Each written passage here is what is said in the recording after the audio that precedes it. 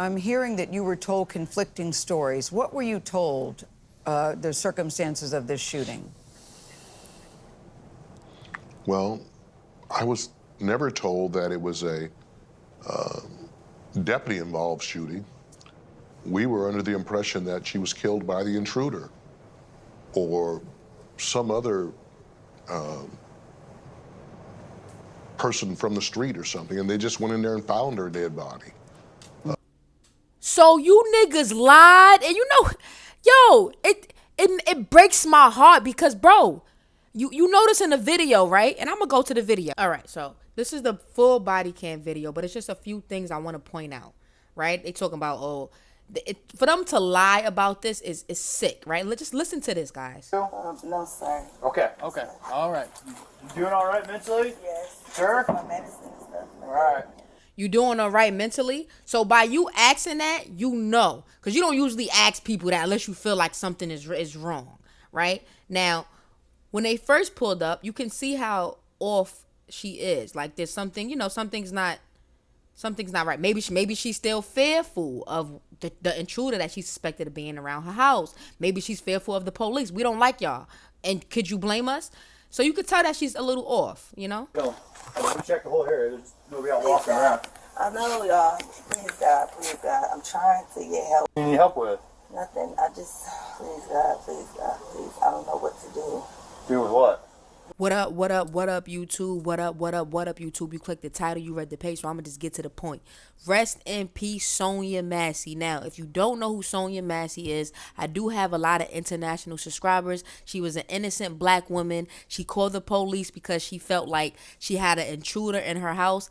I'm also going to show you some news clips so you can get a better understanding. We return now to the very tragic story of a woman killed by a sheriff's deputy after she called 911 asking for help.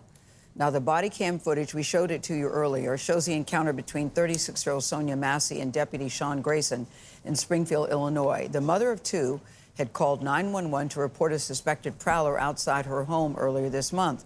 Grayson has pleaded not guilty to first-degree murder. Joining us now is Sonya's father. His name is James Wilburn, along with civil rights attorney Benjamin Crump, who is representing the...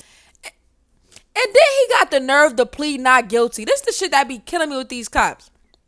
Not guilty, nigga. We see you on video. We see you kill her for no reason. You seen us see you do that. I never understood that. I'm sorry. I'm the type of person that I don't like to waste people's time. I don't like to waste my time. Time is the most important element in life. If I get caught doing something and it's clear that I'm doing something and all evidence is against me, nigga, guilty. I'm sorry. Like, nigga don't even got a conscience after the fact. This month, Grayson has pleaded not guilty to first-degree murder. Joining us now is Sonya's father. His name is James Wilburn, along with civil rights attorney Benjamin Crump, who is representing the family. Good morning to you both. I want to start with you, Mr. Wilburn, because this video that we saw earlier was heartbreaking to the... Yo, and I owe Benjamin Crump an apology because I flamed him one time. I ain't gonna lie. I was so mad, and I just acted off of emotions, and I just want to apologize to him because I was going off on him because of the whole Shanquella Robinson thing. I was like, what's going on with that? I was really mad. I was really mad because I feel like what's going on with that? And I'm also going to cover that too. So I want to know what's going on with that. So, yeah, so I just want to apologize to him because I feel like he does, from what I could see, you know, he gets into it. You know what I mean? When he sees some shit that ain't going right with the black community, he gets involved, and we need more people like him. So shout out to Benjamin Crump. Yeah, let's get it. Benjamin Crump, who is representing the family. Good morning to you both. I want to start with you, Mr. Wilburn, because this video that we saw earlier was heartbreaking to those of us who didn't even know Sonya. I cannot imagine what it is like for you to have known your daughter the way that you did. And I know when these stories happen, it's just another story in the news. But for you, I always say the victim was somebody's everything. So before we get into the details of the case, please tell us what she was like and what you're missing most about her. Who was she? She was one of my 4 daughters. I don't think that looking at that tape with my old heart from before 2022, I had quadruple heart bypass surgery. and I suffer from congestive heart failure. But I don't think my old heart could have taken this. And this is the shit that kill me with these punk ass cops. When you take you took this young woman from her dad. Look at this. His old heart can't even take this. We can't even. My young heart. Well, I called somebody young today, and she said we about the same age, and she said I'm not young. I don't know what she talking about. My young 31-year-old heart can't take this. This is too much for me. It's like what man, bro. You know, I'm hearing that you were told conflicting stories. What were you told, the circumstances of this shooting? Well, I was never told that it was a deputy-involved shooting. We were under the impression that she was killed by the intruder or some other person from the street or something, and they just went in there and found her dead body. So you niggas lied, and it breaks my heart because, bro, you notice in the video, right? And I'm gonna go to the video. All right, so this is the full body cam video, but it's just a few things I want to point out, right? They talking about for them to lie about this is sick, right? Let's just listen to this, guys. No, sir. Okay. All right. You doing all right mentally? Yes. Sure. My medicine and stuff. All right. You doing all right mentally? So by you asking that, you know, because you don't usually ask people that unless you feel like something is wrong, right? Now, when they first pulled up, you can see how off she is. Like there's something, something's not right. Maybe she's still fearful of the intruder that she suspected of being around her house. Maybe she's fearful of the police. We don't like y'all. And could you blame us? So you could tell that she's a little off, Go.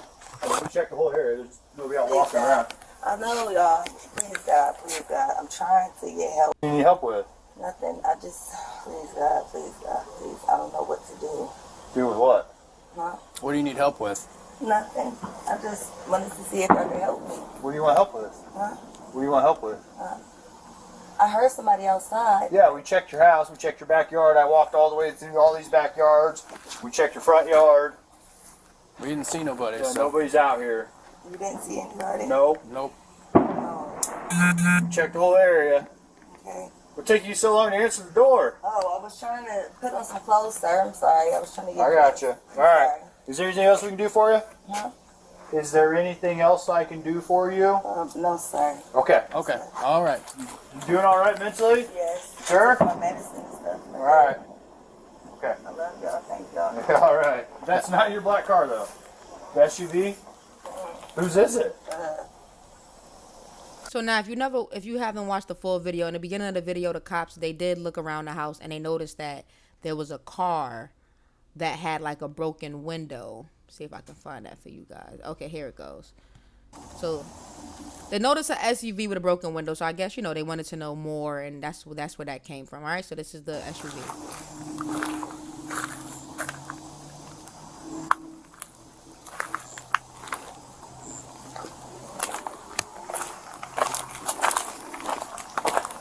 Now, how did the car get broke? How did at least the glass? We're not too sure. There's still still open investigation.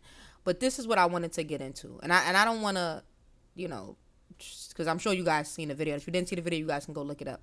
But I want to just talk about how police are not trained to deal with mentally unstable people, not even emotionally unstable people, and it sucks because these are the people that seems to deal with them.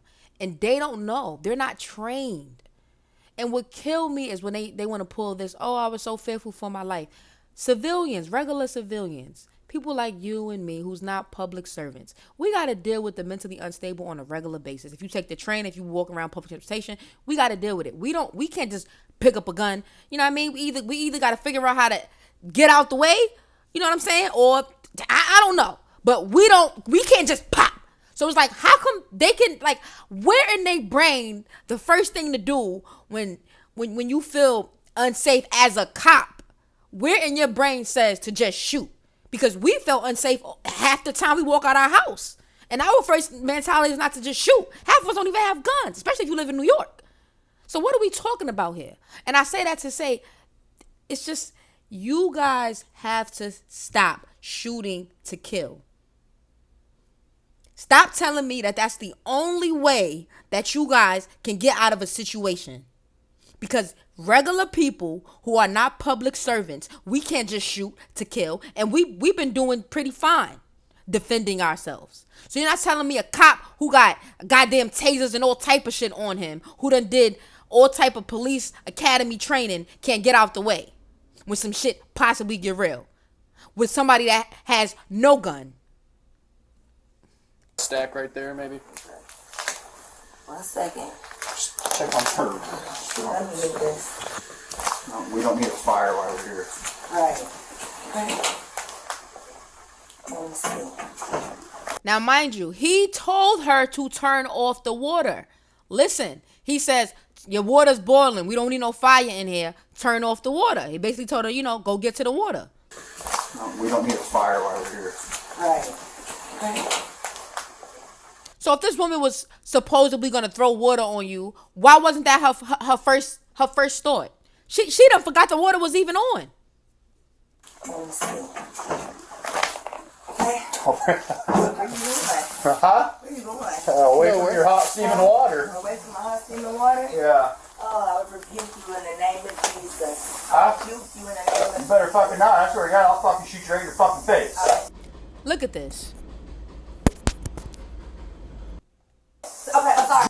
And this is where we all know what happens next. What pissed me off the most about this is clearly something was wrong. Something wasn't right mentally.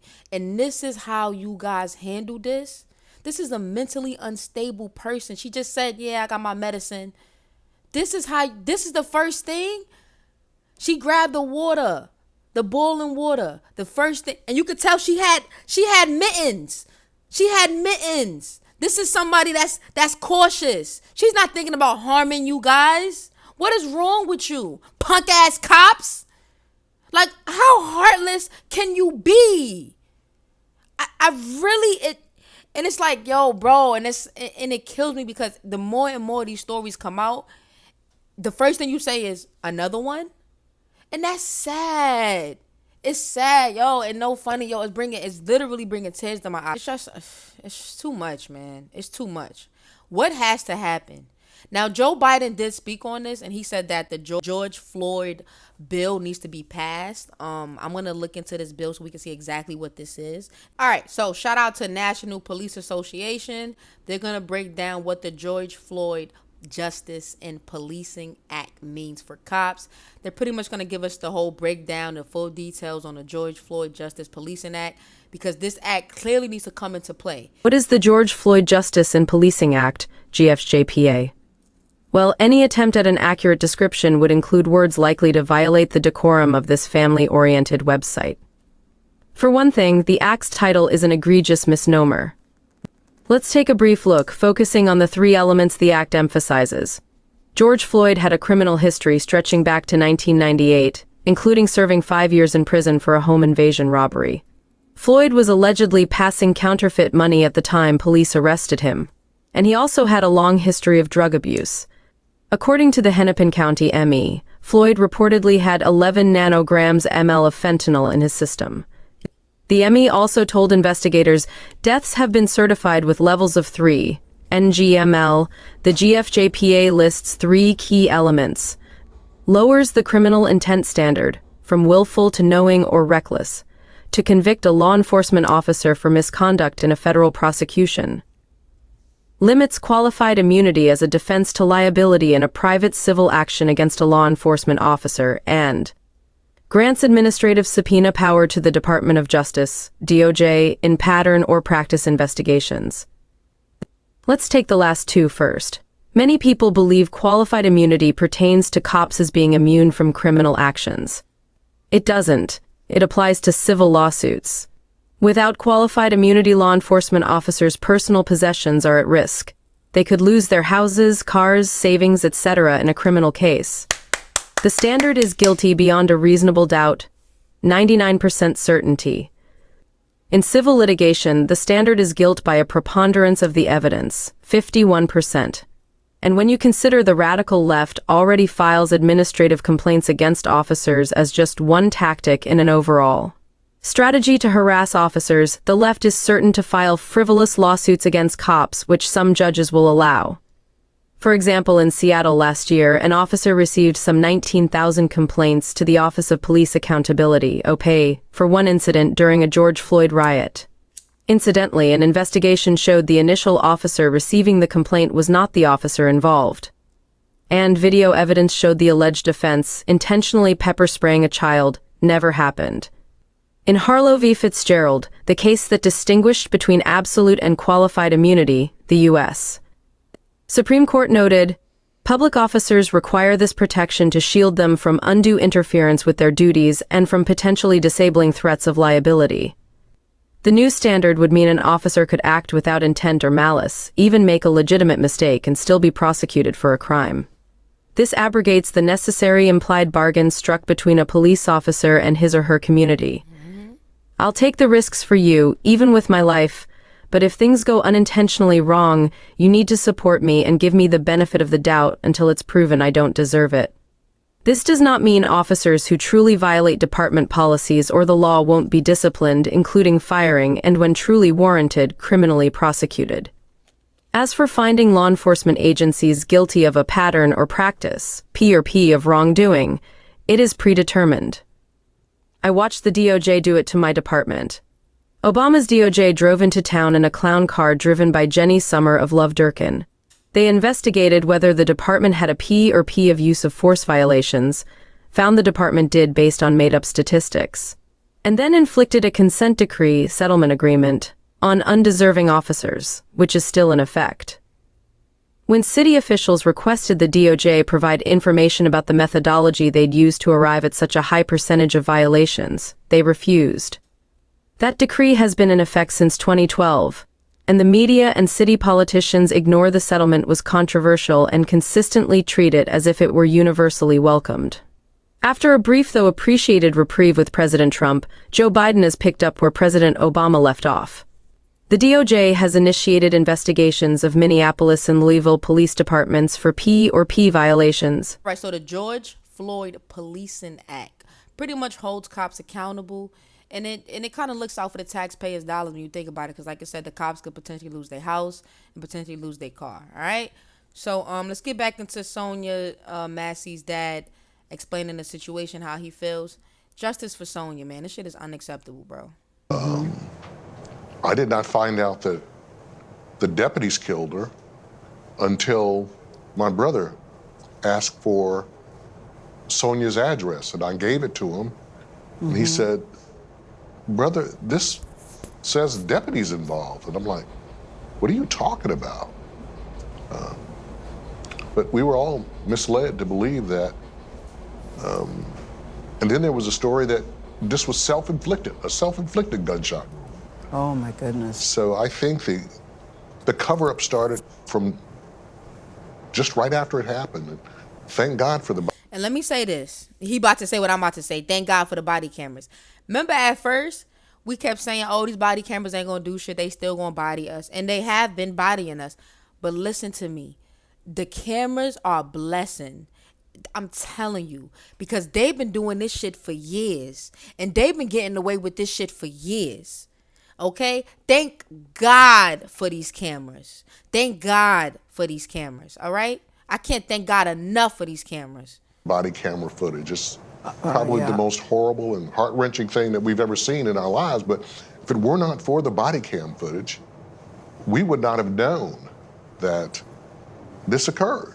Yes, I say thank goodness, too, for that body cam footage, because we in the video, it clearly shows she was not approaching him with steaming hot water, number one, which is what he said at the beginning. When he was asked about the gun, clearly there was no gun. She had said to the officer, "I rebuke you in the name of Jesus," which seemed to set him off.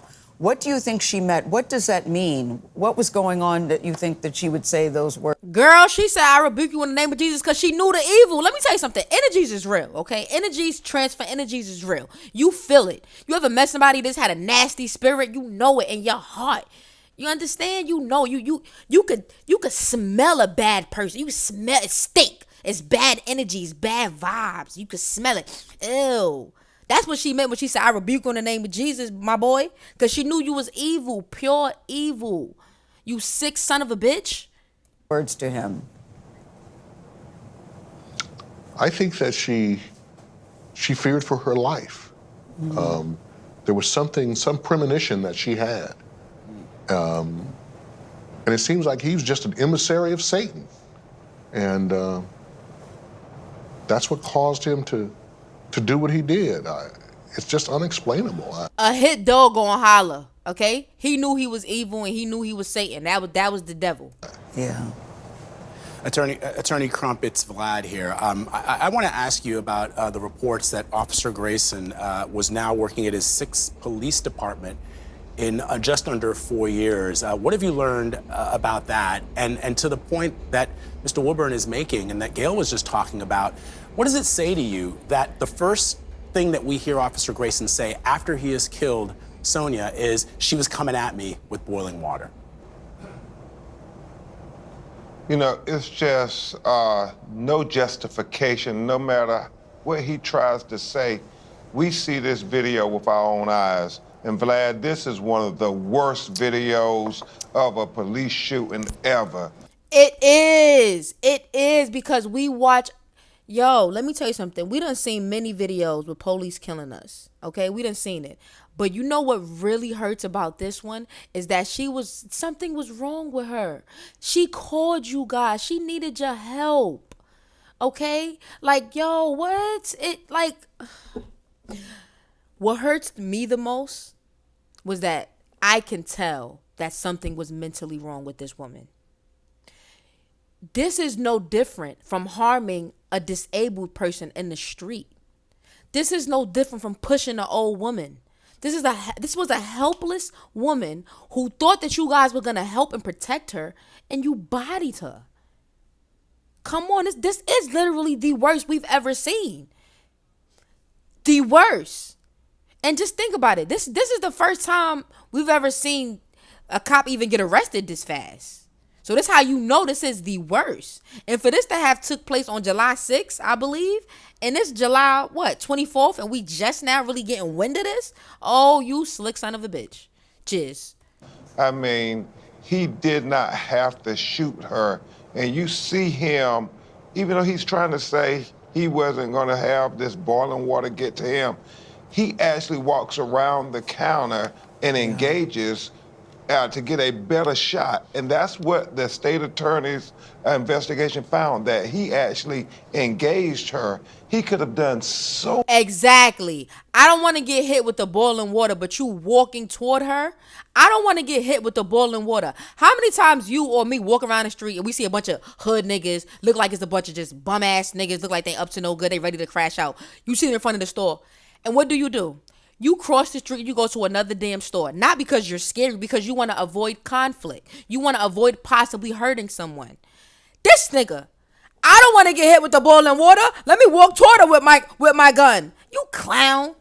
So many things to not shoot her in the face. He could have backed up. He could have used taser. I mean, it was the size difference. He could have shot up in the air to scare her. He could have did something. What happened to warning shots? Come on, bro. You guys gave Tory 10 years. This nigga better get life.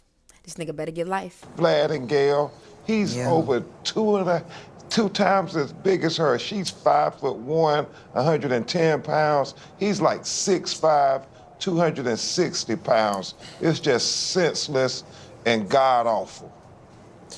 Mr. Crump, it's Tony DeCopel. We've talked to you on numerous occasions in cases like this. There have been others as well, and yet you're right, this is a particularly shocking video. What do you think the larger issue is? Why do we keep having these conversations? Why do we keep seeing these videos? We certainly think it's the implicit bias that permeates in American society now. And when we think about what's going on with the presidential politics in 2020, it was the George Floyd torture video that galvanized people in our community to act. In 2024, I believe it's going to be the Sonya Massey shooting video that galvanizes people in our community to act. because, as Mr. James said, this so-called police officer should have never been on the sheriff's force. He had 2 DUIs, and he had went from multiple police And he had a DUI? departments, like Vlad said, and that is a question. Why was he even on the force? We agree with the judge at the bond hearing. He is a threat to public safety. Ben, there are so many questions here. Looking at this video, I'm telling you, this one hit different for a lot of people. None of them are good, but this one Judge. in particular hit different because she clearly, from what we could see, hadn't done anything to harm this officer or threaten this officer. Mr. Wilburn, I know that your daughter was 36 years old, had 2 children. How old are your grandchildren, and how are they processing this? My oldest is Malachi, he's 17. And Summer, Jeanette, she's 15. Them boys, that boy and that girl is going to have trauma. They are going to hate the police. Their mother called the police and end up dying by the police. I can only imagine. We don't like the police because shit that we seen and shit that we know. Imagine as a child knowing that the police killed your mother and she called them to help her.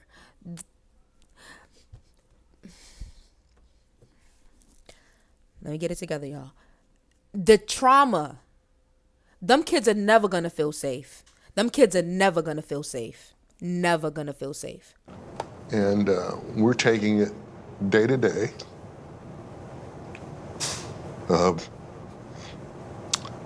They're having a very hard time.